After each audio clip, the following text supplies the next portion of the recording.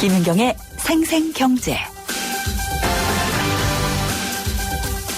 여러분 안녕하십니까. 저는 경제 칼럼니스트 정철진입니다. 이 김은정 기자가 여름 휴가로 잠시 자리를 비웠습니다. 그래서 오늘과 내일은 제가 대신 여러분과 생생경제 함께하겠습니다. 내일 발표될 세제 개편안에 관심이 뜨겁습니다. 이 가계소득 증대를 위한 세제 3대 패키지가 구체화될 것으로 알려졌는데요. 이 경제활성화와 민생 안정을 강조하던 최경환 경제부총리의 원칙이 어느 정도 실현될 수 있을지 지켜봐야겠습니다. 당정이 이 담배세 인상폭을 500원 플러스 알파로 잠정 합의했습니다. 이때 알파는 물가 상승률을 뜻하고요. 이렇게 되면 당장 내년부터 이 담배 가격 오르게 됩니다. 제가 참고로 말씀드리면요. 이 현재는 2,500원 기준 담배 한 값을 사면 이 담배 소비세는 641원, 국민건강증진부담금 354원, 여기에 지방교육세, 이 부가가치세 합쳐서 모두 1,550원을 부담금으로 내고 있는데 앞으로는 2,000원의 세금을 더 내야 할 것 같습니다. 얼마 전 치러진 7.30 재보궐선거에 이 재보선 중 역대 최대 규모인 140억 원의 세금이 투입된 것으로 알려졌습니다. 아니 이게 이제 개인의 탈퇴나 또 비리, 범법행위로 다시 선거를 치렀는데 이 비용을 국민의 세금으로 부담해야 하는 게 말이 좀 안 되죠. 원인 제공자가 이 책임을 져야 하는 거 아닐까요? 그러고 보니까요. 오늘 하루 경제 이슈들의 공통점이 있습니다. 그렇죠. 바로 세금입니다. 오늘 정철진이 뽑은 생생 키워드 세금이었습니다.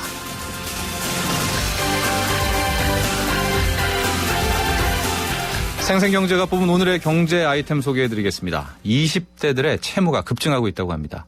이 고금리 빚에 빠져들 수밖에 없는 사회 구조와 현재 이 대한민국 청년들의 현주소 잠시 후 2부에서 자세히 살펴보겠습니다. 3부에서는요. 이 애플과 삼성이 독주하고 있었던 세계 스마트폰 시장에 무섭게 이 세를 넓히고 있는 중국 샤오미 폰을 알아보겠습니다. 중국에서는요. 이 출시 37초 만에 모든 물량이 판매 완료될 정도로 기세가 상당하다고 하는데요.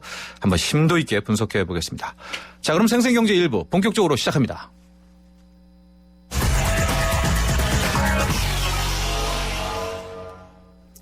네, 오늘의 증시 살펴보겠습니다. 신한금융투자 곽상준 PB팀장 전화 연결되어 있습니다. 팀장님 안녕하십니까? 네, 안녕하십니까. 곽상준입니다. 네. 그동안 잘 버텼는데 말이죠. 오늘 코스피 네네. 시장 왜 이렇죠? 네. 시황 먼저 볼까요?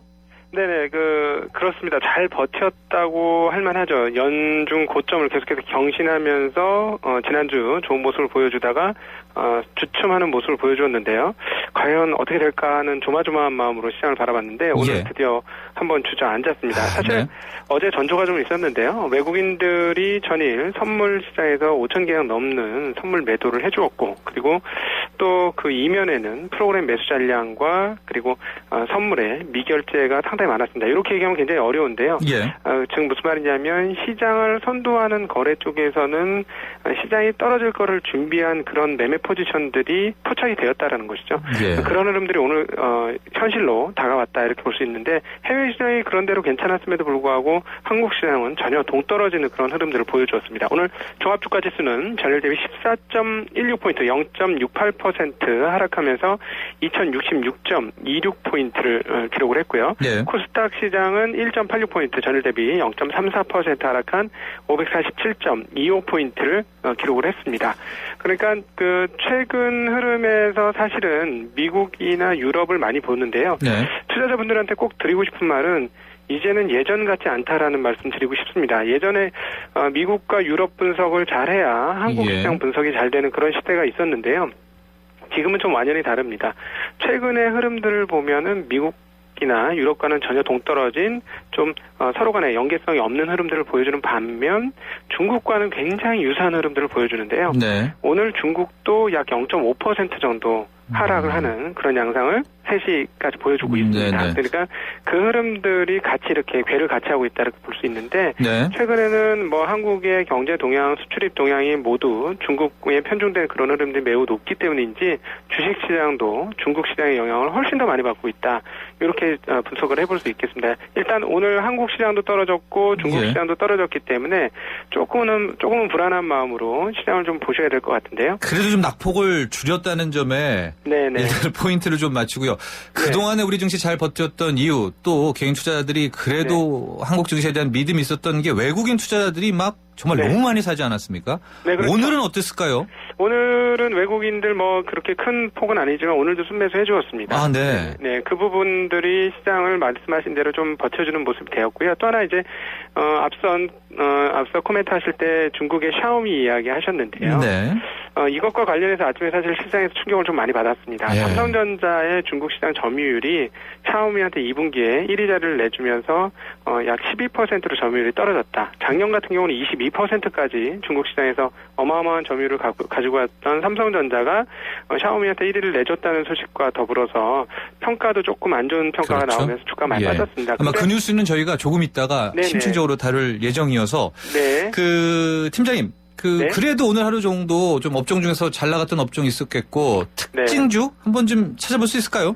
네, 그동안 그 시장에서 상승하면서 가장 좋은 모습을 보여주었던 게 두 업종입니다. 거래소에서는 철강금속 업종과 건설 업종이 좋은 모습을 보여주었는데요. 오늘 많이 떨어졌습니다. 이 두 업종이 크게 빠지면서 시장을 많이 흔들었는데요. 예. 이렇게 보시면 되겠습니다. 주식시장 격언 중에 소문에 사서 뉴스에 팔아라 이런 얘기 있지 않습니까? 네. 사실 이번에 새로운 경제 수장이 나오면서 LTI, DTI 이것들을 풀어주면서 이쪽에 대한 기대감들이 굉장히 높았습니다. 있습니다. 그러면서 예. 가장 높이 올랐던 게 건설 관련 건설 업종과 또 건설 업종이 올라가면 철강 업종도 당연히 네. 자연스럽게 오르게 되는데요. 예. 그 업종 두 개가 많이 올랐는데 이제 본격 시행하게 되니까 오히려 주가가 빠지는 그런 모습을 좀 보여준 거죠. 그래서 역시나 그 전에 논의되는 과정, 즉 소문의 과정에서는 주가 상승이 상당히 이루어지다가 네. 결과치가 발표가 되니까 떨어지는 이런 궤적들이 다시 한번 나왔다. 이렇게 볼 수가 있겠습니다. 그럼에도 예. 앞서 삼성전자를 말씀드린 이유는 삼성전자는 이미 주가가 많이 오른 적이 없습니다. 실적 그렇게 좋게 났음에도 불구하고 예. 소위 말해서 프리미엄을 받으면서 거래된 적이 거의 한 번도 없다라고 볼 수 있기 때문에 크게 디스카운트 될 요인도 많지 않습니다. 그래서 아마 삼성전자 주가는 아무리 많이 빠져도 여기서 한 120만 원, 약 10만 원 정도 내외에서밖에 움직이지 않을 것으로 봐서 오히려 지금부터는 삼성전자가 지수 하방에 좀 지지대 역할을 좀 해줄 가능성도 높다. 이렇게 보고 있습니다. 네, 현재 국내 증시 특히 코스피 보면은 잘 버티고 있어요. 막 누군가가 이래도 버틸래 이러면서 꽝꽝 때리는데도 네. 버티고 있는데 내일의 전략입니다. 어떻게 대응하면 좋을까요? 네네, 그동안 많이 숨가쁘게 100포인트 이상 달려왔기 때문에 한 차례 조정하는 것은 자연스러운 것이다 이렇게 보셔도 될 것 같고요. 예. 포인트는 2050에서 2060선이 약 한 3년간의 박스권 상단이었습니다. 이것을 뚫었기 때문에 이제부터는 이게 지지라인 형성을 해주게 되는데요. 과연 2050에서 60 정도를 지켜주는지 여부를 좀 잘 지켜보셨으면 좋겠고요. 네. 깨지더라도 그렇게 크게 걱정 안 하셔도 될 것 같습니다. 이렇게 빠질 이유도 아주 많지는 않은 상황이고요. 네. 그리고 해외 주식을 보실 때는 역시나 미국이나 유럽보다는 이제 중국 시장을 좀 더 관찰을 좀 잘 하시면 좋겠다라는 말씀. 그리고 오히려 2050 이하로 시장이 빠진다면 그동안 시장 올라가는 거 바라만 보시고 네. 참여하지 못하셨던 분들이 참여 기회를 삼는 것도 나쁘지 않겠다는 말씀도 드리고 싶습니다. 저는 외국인 투자자 좀 계속 보고 있겠습니다. 이 친구들이 또 팔고 나가나 안 나가나. 네. 그래요? 알겠습니다. 오늘 감사합니다. 네, 고맙습니다. 지금까지 신한금융투자 곽상준 PB팀장이었습니다.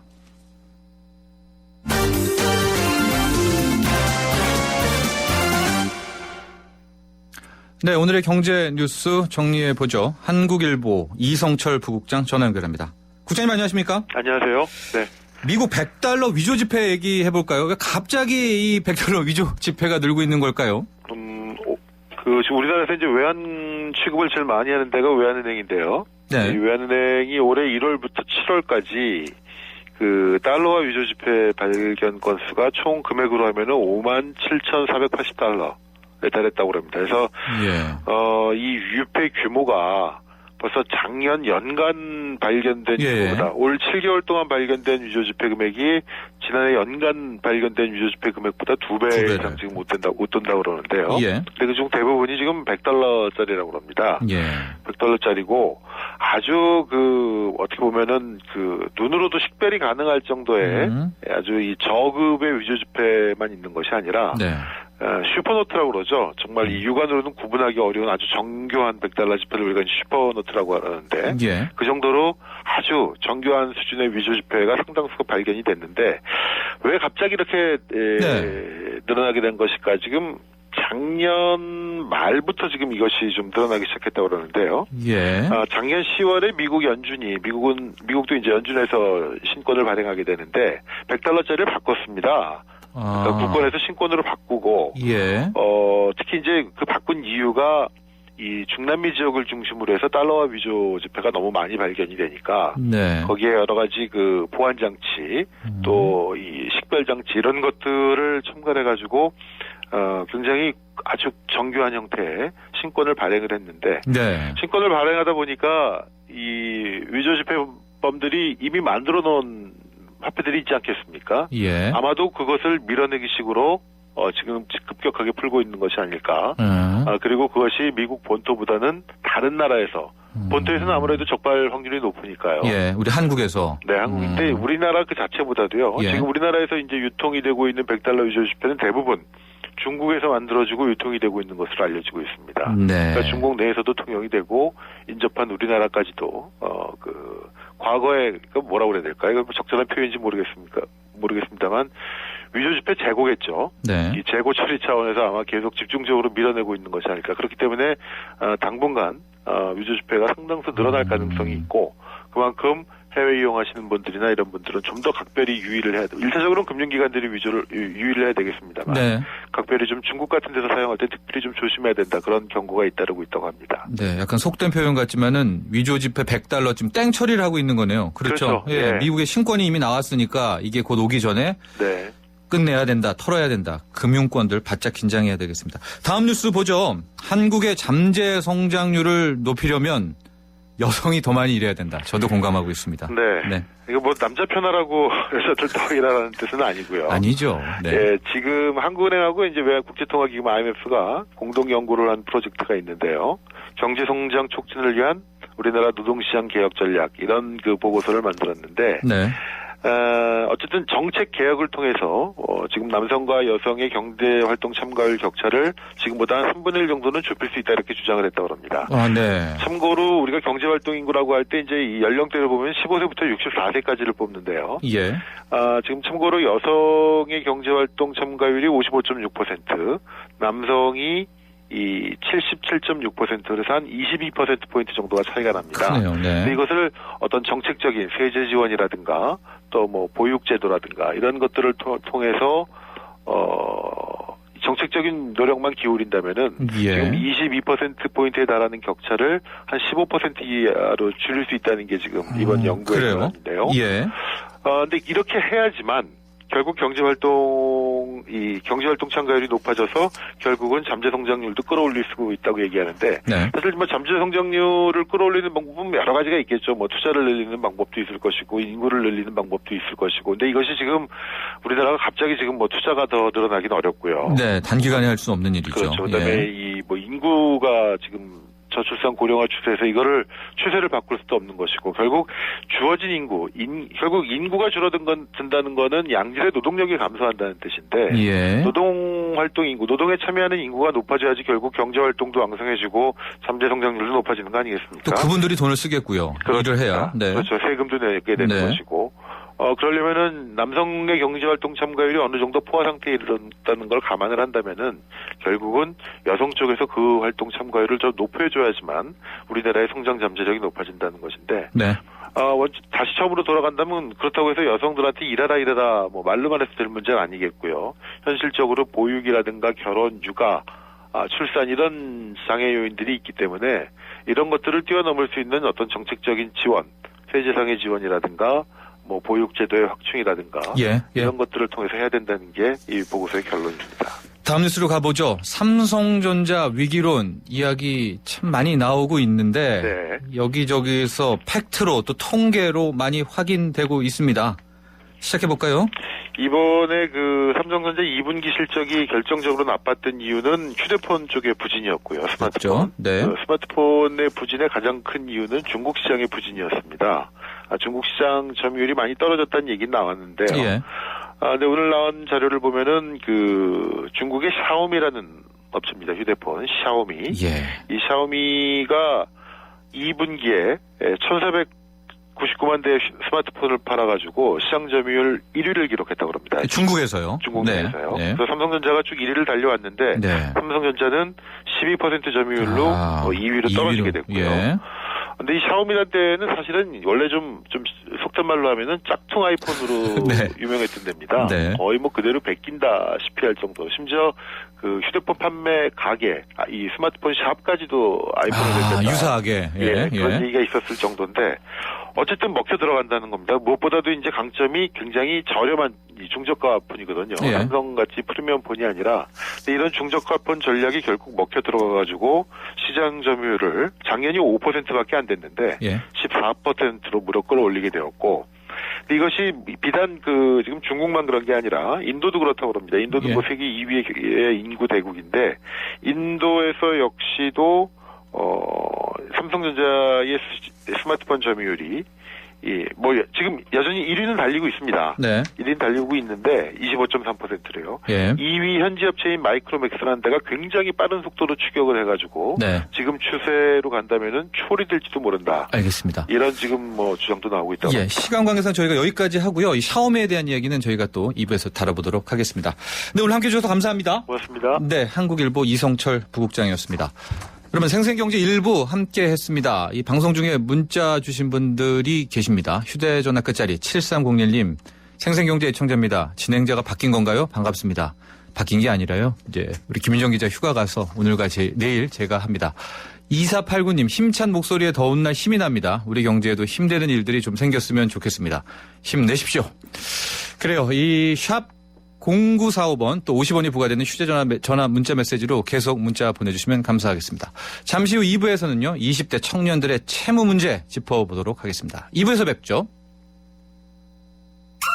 우리 주위엔 에너지 고수들이 참 많습니다. 집안 조명을 LED로 바꾸는 빛나는 고수. 여름철 실내 적정 온도 26도를 지키는 건강의 고수. 냉방할 땐 문을 꼭 닫는 센스 있는 고수. 오후 2시에서 5시 피크 시간 동안 전기 사용을 자제하는 지키는 고수. 가정에서 사무실, 상점, 사업장까지 에너지 고수가 많은 대한민국이 진짜 에너지 강국입니다. 당신은 어떤 고수인가요? 이 캠페인은 산업통상자원부와 한국석유공사, 에너지관리공단이 함께합니다. 20년차 경제 전문 기자 김인경 기자가 전하는 알기 쉬운 경제 이야기. 김인경의 생생경제.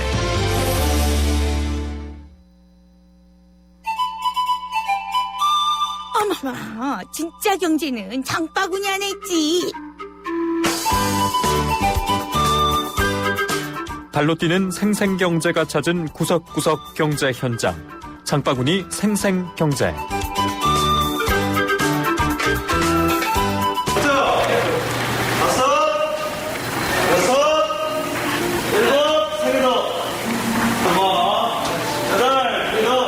몸매 관리하려고 PT 받으러 왔습니다. 그 전에는 전혀 운동 안 했었는데 하니까 좀 효과는 있는 것 같아요. 다이어트나 건강 둘 다이거든요. 한 5kg 정도 감량이고 몸이 좀 유연해졌으면 좀 좋겠어요.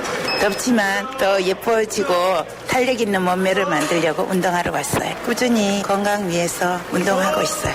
적게 먹으려는데 식욕이 좋아갖고 그게 참 힘들어요. 팔 여기가 여기 보이니까 신경이 써져요. 트레이너들이 이렇게 아령을 당기면 여기가 좀 예쁘게 달라붙는데 많이 다이어트 목적으로 많이 오시는 것 같고 관심이 다이어트 같은데 관심이 많으시니까 찾으시는 것 같아요. 여름이어서 지치기 쉬운데 기초 체력을 키우기 위해서 왔습니다.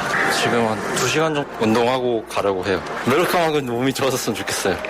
건강이 제일 중요한 거 아니에요? 거의 꾸준하게 하니까 특별한 신체 이상이 없으면 반대적으로 건강하다고 느끼고 있죠. 운동 이렇게 계속 꾸준히 함으로써. 네, 우리 생활 속 경제 현장을 살펴보는 시간이죠. 장바구니 생생경제. 오늘은 김미란 리포터가 헬스장에 다녀왔습니다. 이제 다이어트 때문에 많이 가시는 것 같아요. 저도 어제 이제 헬스장에 갔었는데 참 많더라고요. 근데 그 헬스 코치분께서 8월 첫째 주, 둘째 주가 가장 많다. 이유로는 회원분들이 쭉 안 오신다 이런 말씀 하십니다. 지금 시작한 분들은 8월 한 달 내내 열심히 운동하시기를 바라겠습니다. 세상의 베이스가 되다 포스코 협찬으로 생생경제 2부 시작합니다. 이 생생경제 참여 방법은 YTN 라디오의 앱 예스 또는 짧은 문자 50원, 긴 문자 100원이 부과되는 휴대전화 샵 0945번, 트위터는 YTN _ 하시고 이코노미, 또 웹사이트 생생경제로 의견들 보내주십시오. 청취자 여러분들이 이제 보내주신 사연이나 의견 저희가 성심성의껏 소개해드리겠습니다. 기다리고 있겠습니다.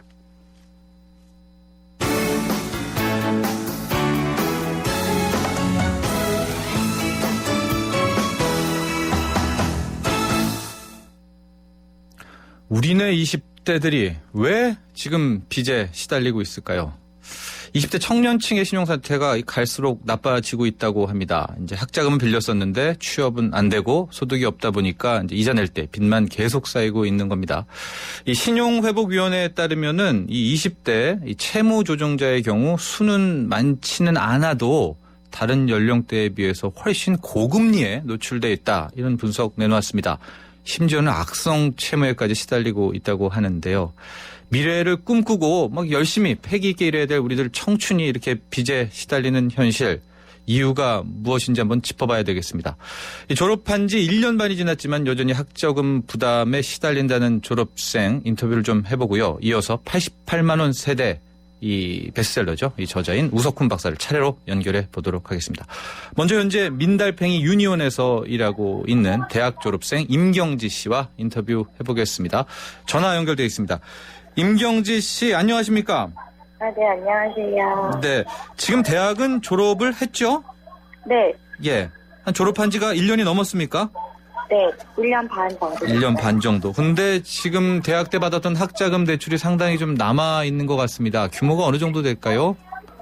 저는 한 1,500만 원 정도 빌렸었는데 예. 지금 아직 원금을 상환하는 기간이 아니어서 여전히 원금 1,500만 원 그대로 있고요. 예. 이자를 매달 7만 원씩 갚아 나가고 있어요. 예.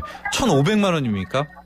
네. 근데 이제 이게 우리 임경지 씨가 봐도 주변의 친구들보다는 이 빚, 대출 규모가 작은 편이죠? 왜냐면 더 많은 친구들도 많더라고요. 네, 지금 2009년부터 한국장학재단에서 이제 직접 학자금 대출을 시행하면서 예. 이게 조금 대출하는 과정이 편해지다 보니까 네. 아무래도 조금 많이 늘게 된 것 같아요. 네. 그렇다고 해서 뭐 대출 제도가 쉬워져서 그냥 무작정 학생들이 많이 빌린 건 아니고 워낙 등록금에 대한 부담이 많다 보니까 네. 그래서 대출 제도가 좀 쉬워진 거는 당장에 좀 불안한 부분이라거나 당장 돈이 없어서 학교를 해결은 다니지 했지만, 못하는 상황은 네. 되게 좋았던 것 같은데 예. 이게 점점 더 빚이 자꾸 쌓이고 이러해서 뭐 주위에는 거의 8학기 내내 받는 친구들도 있었고요. 예. 그런데 뭐 최근에 국가장학금이 확대되면서 그 부담이 다소 줄긴 했지만 여전히 이제 학생들이 등록금을 온전히 자기 힘으로 부담하기에는 또 부모님께서도 빚을 내지 않고 부담하기에는 좀 많은 금액인 것 같습니다. 요즘 등록금 한 학기당 얼마입니까? 저는 380만 원이었어요. 한 400만 원 정도로 생각하면 되는데 네. 우리 임경지 씨 같은 경우는 이제 대출이 거의 학자금 때문에 학비 때문에 대출을 한 것 같아요. 근데 이제 네. 지방 학생들은 여기에 생활비라는 요인도 있고 또 일부 언론에서는 글쎄요 이게 어느 정도 규모가 되는지 모르겠지만 대학생들이 돈 쓰려고 이제 뭐 과소비라고 하겠습니다. 이 다른 데 돈을 쓰려고 대출을 받는다. 이런 얘기도 나오고 있거든요. 이제 졸업한 지 한 1년 됐지만 어땠습니까? 대학 다닐 때. 이런 기사의 보도가 어느 정도 사실입니까? 주변에 이런 친구들이 있어요? 뭐가 과소비인지 잘 모르겠는데 예. 사실 그 생활비 대출 최대액이 100만 원입니다. 그래서 예. 사실 한 학기에 100만 원이기 때문에 과소비라고 할 만큼의 금액을 대출해 준다 생각은 사실 하지 않거든요. 예. 뭐 한 달에 100만 원 정도 대출을 해준다면 또 모를까. 네. 대부분 학생들은 그 100만 원으로 주거 비용을 부담을 하고 있습니다. 생활비죠 대학가, 일종의. 예. 대학가 지역의 월세가 비싸다 보니까 아무래도 학생들이 한 달에 한 4, 50씩 이제 월세로 내야 되는 상황이거든요. 네. 대부분 생활비로 받은 것은 주거비로 충당을 하고 있어요. 그래서 딱히 가소비라고 하기에는 조금 과장된 부분이 아닐까 싶습니다. 그렇죠. 월 100만 원 대출이면은 좀 어느 정도 돼도요. 그렇죠? 네, 한 학기 100만 원이라서요. 네, 월세 내기에도 부족한 돈입니다. 사실 100만 원이라고 한다면 한 학기. 근데요, 이제 우리 임경지 씨, 만약에 이제 학자금 대출 우리나라뿐만이 아니라 전 세계에 뭐 다 받습니다. 그럼에도 불구하고 이 학자금 대출에 불합리한 부분이 있다. 특히 문제점이 있다. 이런 걸 좀 지적하고 싶은 거죠. 어떤 점입니까? 네. 제가 다닐 때 취업부 상한제가 처음 실시되었는데요. 네. 일단 당장에 소득이 없는 학생들에게 이제 학자금을 빌려주고 바로 지금 갚으라라고 하는 것보다 훨씬 나은 제도이긴 합니다. 예. 하지만 이제 취업부 상한제가 일반 대출 상한보다는 이율이 더 높아요.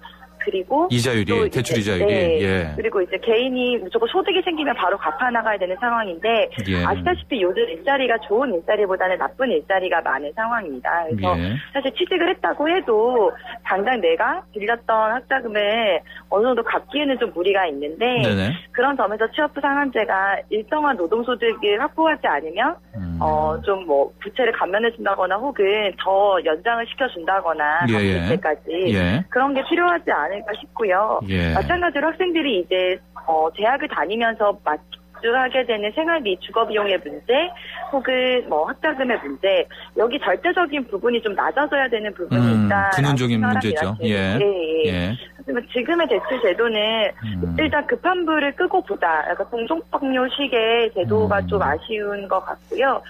생활비 대출 역시도 일단 너무 조금 빌려주니까 사실 주거비용으로도 충당하기 너무 어려운 상황인 것 같습니다. 우리 임경지 씨는 지금 대출 이자율이 한 몇 %일까요? 이게 매년 달라요. 예. 매년 다르고 저는 제일 많이 비쌌었을 때는 7%까지 있었고요. 예. 예, 3%, 4% 되고 저는 이제 한국장학재단에서 예. 가장 비쌌던 해에 대출 받았던 학생들을 대상으로 2009년도까지예요. 근데 저도 예. 그때까지의 이제 전환 대출, 그러니까 이율을 낮춰주는 제도를 시행을 하고 있어요. 네. 좀 이자율 부분은 이거는 정말 정부에서도 한번 생각해 봐야 될 부분인 것 같아요. 그렇죠? 네. 알겠습니다. 취업부 상한제 같이 네. 조금 더 세밀하게 다듬어주면 훨씬 더 좋지 않을까 싶습니다. 너무 취직도 어렵고 예. 취업을 해도 워낙 저임금 일자리가 많기 때문에 그렇죠. 여전히 좀 갚기에는 힘든 상황인 것 같습니다. 알겠습니다. 우리 임경지 씨 함께 해줘서 고맙습니다. 네, 감사합니다. 네. 계속해서요. 이 베스트셀러 88만 원 세대의 저자 우석훈 박사와 함께 이 부분, 이 학자금 대출 관련한 또 구체적인 문제점, 등록금 얘기까지도 시간이 되면 좀 해보도록 하겠습니다. 전화 연결되어 있습니다. 우 박사님 안녕하십니까? 네, 안녕하세요. 네, 이 88만 원 세대 참 20대들 마음 많이 위로를 해 주셨습니다. 지금 학자금 대출 문제를 가지고 이야기 나눠보고 있는데 예. 문제가 좀 큰 것 같아요. 그렇죠? 젊은 친구들이 지금 취업도 안 되는데 벌써 뭐 수천만 원씩 빚을 지고 있으니까요. 이런 상황 어떻게 바라보고 계십니까? 최근에 한 1, 2년 사이에 독일에서 등록금을 우상으로 다 바꿨거든요. 네네. 그러니까 일부 지역에서는 뭐 큰 돈 아닌데 한 3-40만 원 내던 걸 그냥 정부 부담으로 바꿨어요. 네, 아예요 다. 네, 예. 등록금을 갚아야 되는 문제가 있는 거는 OECD 기준으로 하면은 지금 미국, 한국, 일본 요 정도 나라를 겪는 거거든요. 예. 그러니까 대학 교육을 어떻게 할 건지, 사회는 어떻게 책임질 건지를 조금은 정기적으로 고민해봐야 될 것 같아요. 네. 등록금을 지금처럼 뭐 연간 거의 1,000만 원을 육박하게 받으면은 네. 어떤 제도를 해도 사실 그만큼은 다 부담을 낳는 거거든요. 빚을 질 수밖에 없죠. 그렇죠. 네, 예. 부모가 해주는 경우가 아니다 그러면은 예. 개인이 그만큼을 지고 있으면요, 이게 장기적으로도 문제인 게요. 예. 다른 대출을 받으려고 할 때도 이게 신용도가 떨어지거든요. 그렇습니다. 이미 기존 대출이 있으니까 예. 평생 이거 짊어지고 갈 짐일 것 같아요. 그러니까 근원적인 문제는 반값 등록금 아예 더 나아가면 이제 등록금 자체에 대해서 유럽식에 대한 그렇죠 고민도 한번 해봐야 고민을 해봐야 네. 되는데 지금 당장 개인한테 넘기자라고 해서 이렇게 해놓은 거 아니에요. 네. 이거는 좀 오래 가기 어렵죠. 오히려 이 대출을 쉽게 해준 이게 예. 조삼모사네요 일종의 꼼수이기도 하고. 좋은 거였는데요. 네. 그리고 또 이자율이 너무 높아요.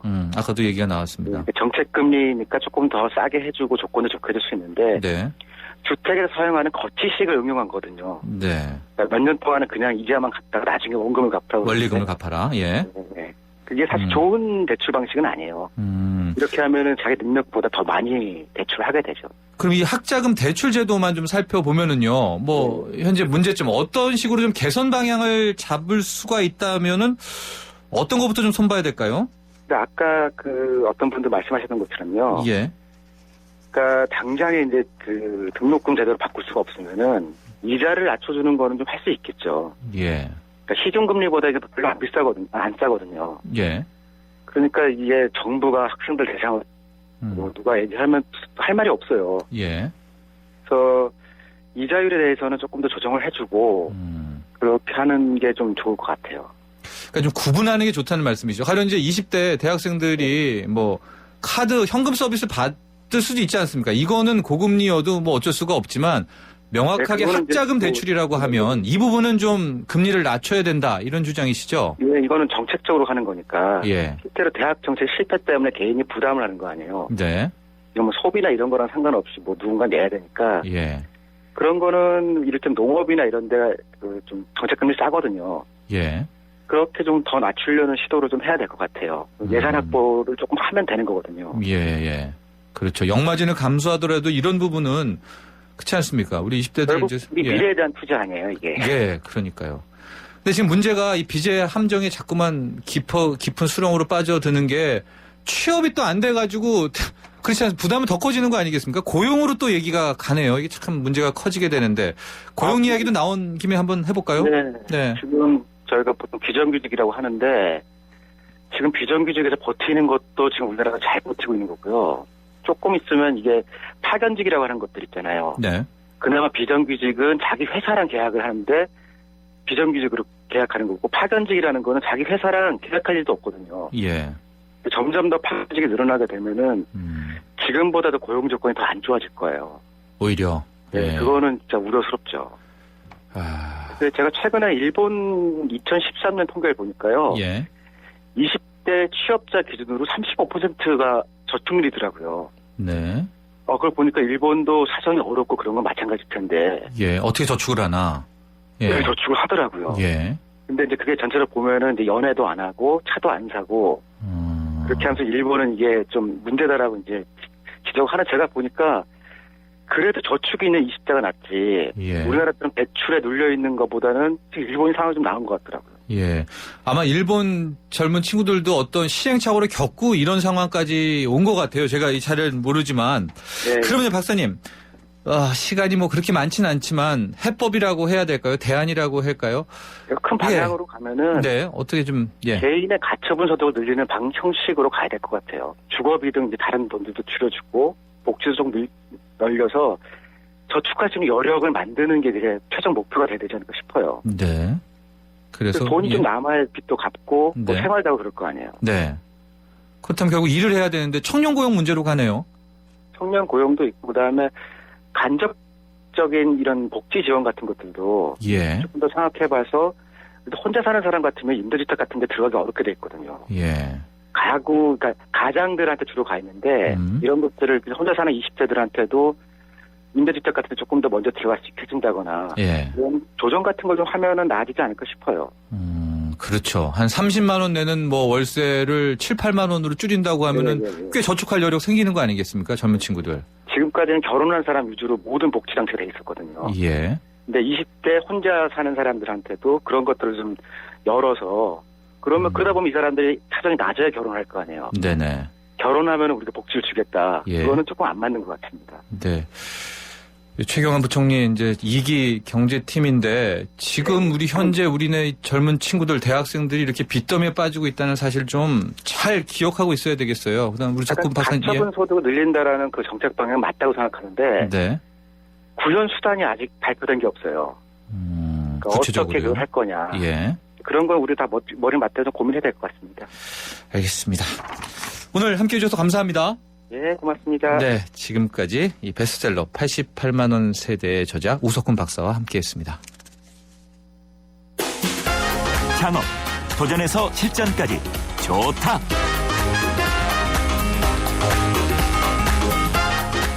지난 2000년 이후 대형마트가 전국 상권으로 출점을 확대했는데요. 이 대형마트 위세에 눌려서 이후 전국의 소상공인들 많은 어려움 겪고 있습니다. 최근에는 대형마트 의무휴업제로 인해서 뭐 상생, 합의점 찾아가는 것 같긴 하지만 역시 근본적인 처방은 아니죠. 그렇다면 우리 소상공인들은 어떻게 해야 될까요? 그냥 넋놓고 앉아있으면 안 되겠죠. 오늘은요, 이 대형 유통업체 인근 상권에서 그러니까 대형마트 바로 옆에서 틈새를 비집고 안정적인 수익 모델을 만드는 방법 한번 이야기 나눠보겠습니다.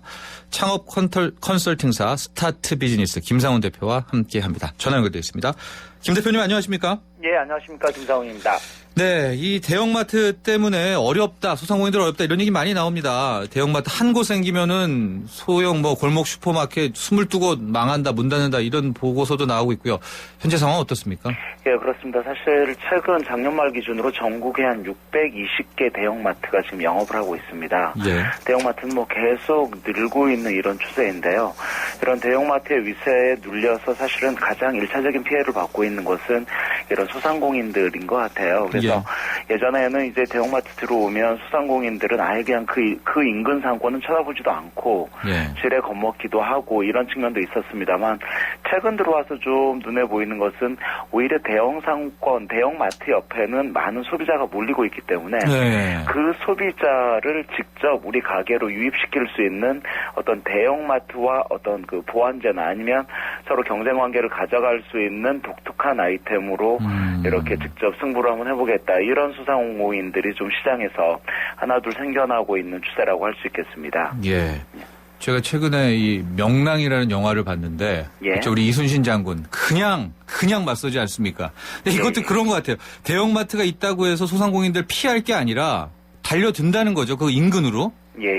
근데 무작정 그 근처에만 가면은 안 되잖아요. 어떤 아이템 같은 거를 하나 비장의 무기를 갖고 딱 백병조를 펼쳐야 되지 않겠습니까?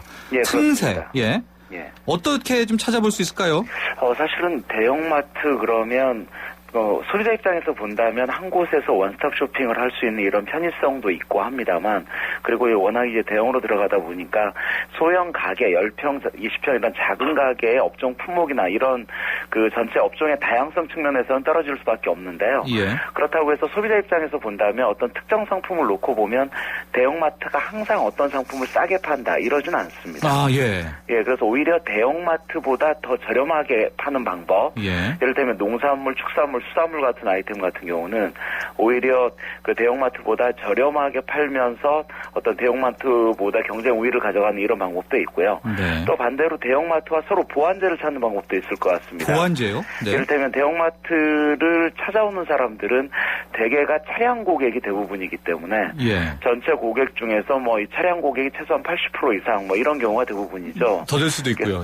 그래서 뭐 이런 대형 할인마트 같은 경우 하루에 뭐 10,000대 넘는 차량이 그 대형마트에 들어간다 이런 마트도 있기 때문에 그 차량을 이용한 고객들을 대상으로 할 수 있는 이런 아이템, 즉 잠깐 대형마트 가는 길에 잠깐 차 세우고 그 작은 가게에 들려서 이렇게 테이크아웃으로 판매할 수 있는 이런 부분들 상당히 좀 그 눈여겨볼 필요가 있을 것 같고요. 그리고 소비자 입장에서는 이제 대형마트가 더 이상 어떤 소비자 입장에서의 어떤 그 새로운 것을 구매하는 뉴스는 좀 아니지 않는가. 즉 우리 한국 소비자들의 특성 중에 하나는 똑같은 그림을 계속 보여주면 금방 식상해하고 오히려 좀 새로운 그림을 찾는 이런 소비자 행동들이 많이 나타나고 있는 것 같습니다. 그런 의미에서 이제는 오히려 큰 가게만이 좋은 가게가 아니라 최근에 이런 홍대 상권이나 이런 데 보면 작은 가게가 큰 가게로 이기는 이런 케이스도 많이 나타나고 있기 때문에 어떤 그런 관점에서 이 대형마트 옆에서 오히려 틈새 컨셉을 잡는 노력 이건 좀 필요하다는 생각이 듭니다. 크게 이제 세 가지 전략입니다. 첫 번째 전략은 그냥 맞서는 거예요. 동일한 상품으로 오히려 가격 경쟁력을 가지고 맞서는 방법이 있고요. 두 번째는 이제 말씀하신 것처럼 보완제. 대형마트가 갈 때 거기에서 좀 혜택을 누리는 그런 아이템이 있고 세 번째는 이와는 정반대로 아주 차별화된 그렇죠. 대형마트는 천편일률적이니까 이렇게 세 가지로 나눠볼 수가 있는데 솔깃합니다. 구체적으로요. 어떤 장사를 좀 해볼까요? 이 각각 세 가지 전략에 맞춰서요. 물론 사실 아이템을 말씀드린다는 것은 상당히 조심스러운 부분인데요. 예를 들어서 최근에 대형마트 옆에서 좋은 성과를 내고 있는 사례를 하나로 말씀드리면 사례로요? 이를테면 요즘 대형마트 옆에서 야채 과일 판매점 의외로 쏠쏠한 수익을 올리는 매장이 많이 있습니다. 아니 대형마트 옆에서 야채 과일을 팔아요? 그렇죠. 사실은 야채 과일 이런 매장은 대형마트가 꼭 일반 재래시장보다 싸게 팔진 않습니다. 예. 어차피 대형마트 이런 분들도 물론 그 산지에서 직송해서 더 싸게 파는 경우도 물론 있겠습니다만 예. 대부분 요즘 대형마트에 가보면 오히려 대형마트 옆에서 대형마트보다 더 좋은 상품을 더 저렴하게 판매한다는 이러한 한 가지 전략으로 예. 오히려 대형마트 옆에 과일 판매점 이런 것들이 좀 상당히 그 성과를 내는 매장이 있고요. 즉 대형마트 같은 경우가 공산품은 확실하게 싸게 파는 건 맞는데요. 네.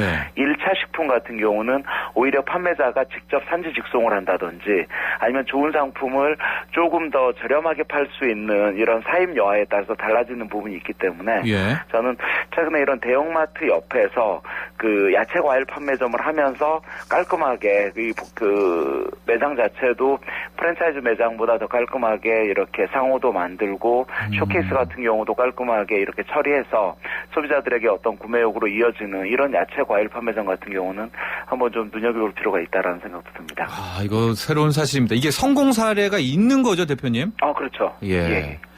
그러면은요, 이제 외식업이나 뭐 가령 먹는 것 쪽으로도 대형마트 옆에서 장사해도 성공할 수 있습니까? 그렇습니다. 제가 최근에 좀 그런 사례를 상권에서 찾아보면 아까 말씀하셨던 두 번째 방법을 볼 수 있겠는데요. 예. 이를테면 대형마트로 들어가는 진입로변 점포를 노려서 예. 이를테면 외식업을 노리는 이런 경우인데요. 예. 예를 들어 대형마트로 가는 길에 대로변에 있는 대형마트 같은 경우 옆에 차를 잠깐 세울 수 있는 곳이 있고요. 예. 그 차를 세우는 상가 1층에 이를테면 포장 판매한 횟집을 전문적으로 한다든지요.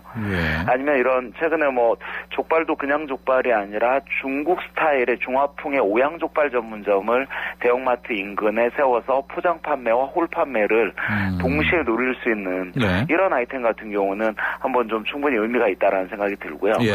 또 하나 대형마트 안에서 완스톱 쇼핑을 한다고 하지만 예. 대형마트에서 파는 이런 푸드코트 같은 경우가 품질이 그닥 높지 않기 때문에 오히려 그 푸드코트보다 더 나은 전문적인 뭐 이렇다 여름철 같은 경우는 이런 면 요리 전문점이라든지 아니면 유명한 설렁탕 전문점 같은 경우도 예. 의외로 대형마트 옆에만 출점해서 성과를 내고 있는 이런 매장도 나타나고 있습니다. 예. 의외로 뭐 판매나 서비스업 급점 같은 경우도 뭐 겨울철을 제외한 봄, 가을 같은 데는 자전거 판매점이라든지 서비스업 같은 경우는 자동차 관련업, 이를테면 뭐 흠집 제거 전문점이라든지 아니면 각종 뭐 스팀 세차나 이런 자동차 관련 수리점 같은 경우도 대형마트 인근에서 오히려 충분히 성과를 낼 수 있는 아이템이 아닐까 하는 생각이 듭니다. 아, 근데 대형마트에도 이런 뭐 카센터나 세차, 스팀 세차장이 있는데 이때는 가격을 더 싸게 한다거나 뭔가 강점이 있어야 되겠습니다. 그렇습니다. 그렇죠. 사실은 차량 같은 경우는 어떤 그 서비스 여하에 따라서 예. 특히나 또 비싼 이런 소비재를 직접 교체하고 이럴 때는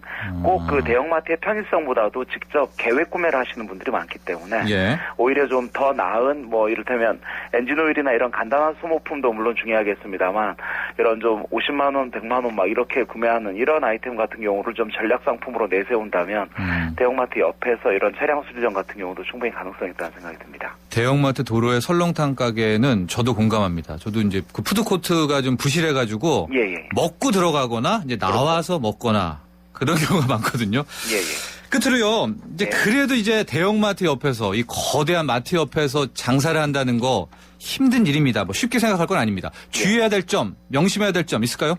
예, 일단은 좀 이 창업자 입장에서는 일단 전국의 대형마트 옆에 현재 성과를 내고 있는 매장이 어떤 거고 힘든 매장이 어떤 건지를 직접 좀 현장에 나가는 연습을 좀 했으면 좋겠다라는 생각이 들고요.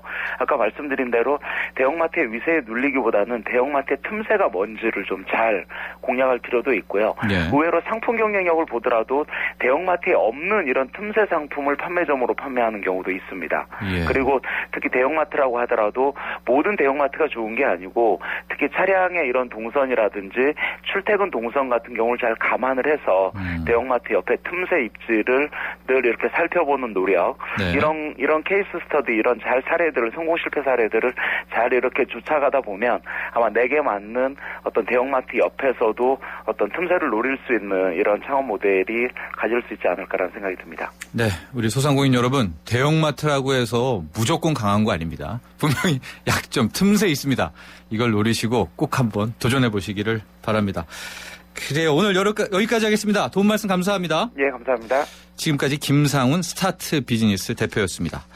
네, 4시 뉴스 듣고요. 생생경제 3부 시작하겠습니다. 저는 3부에서 뵙겠습니다.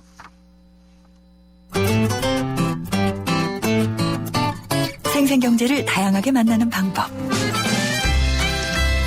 YTN 라디오 앱 예스와 웹사이트 김윤경의 생생경제 또는 트위터 YTN_이코노미로 실시간 듣기와 다시 듣기를 하실 수 있고 방송 내용에 대한 문의와 의견을 주실 수 있습니다.